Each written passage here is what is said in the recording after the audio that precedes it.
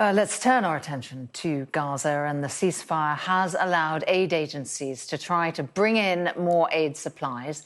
The Penny Appeal have teams in Egypt who've been packing up and have sent out trucks overnight in anticipation. Well, joining me now is Ahmad Bostan from the Penny Appeal. Good afternoon to you, Mr. Bostan. What are you hoping to do today that you haven't been able to do without this temporary ceasefire?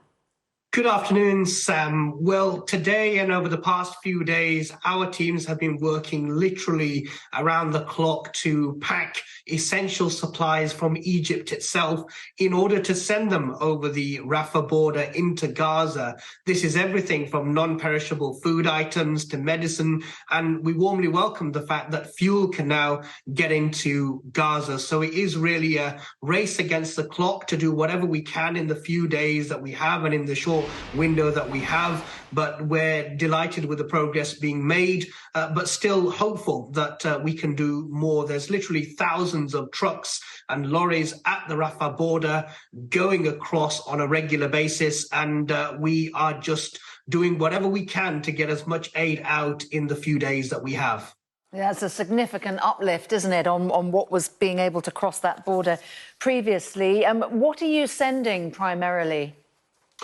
Primarily non-perishable food items, so things like flour, sugar, biscuits, tea, etc., as well as medicine, and that's a mixture of things like over-the-counter medicine with regards to pain relief, bandages, plasters, as well as more sophisticated surgical equipment. As you know, there's a huge amount of people who have been injured, thousands of people, including vulnerable children, so things like blood sutures, burn gel are essential as well, to provide that emergency aid to people who have been waiting literally weeks for it to arrive. Yeah, you mentioned there that fuel is able to go across. Now, that is, of course, what the hospitals have been crying out for and is needed for water purification purposes. Is there much fuel going across?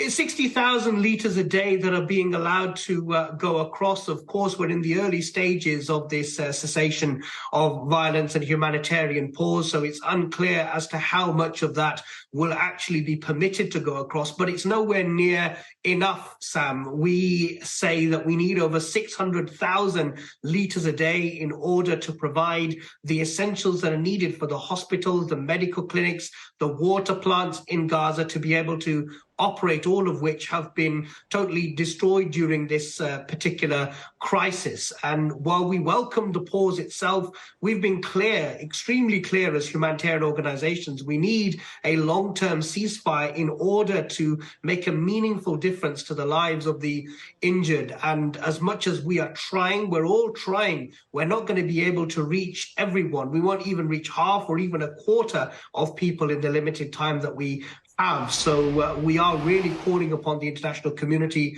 to go further, for those in power to go further for a long-term ceasefire. Anything less than that will just be tokenism and posturing in our view. And how do you go about distribution of this aid that you are getting across? Is it all destined for southern Gaza? Is any of it getting to the people still in the north?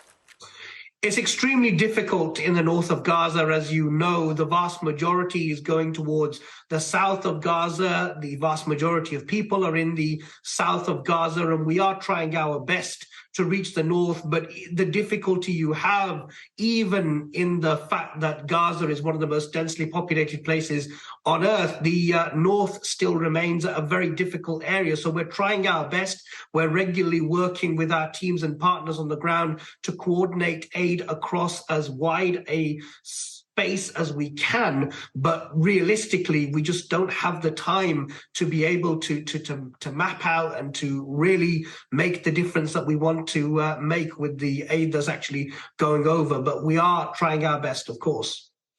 Ahmad Bostan, thank you for telling us, detailing your efforts here.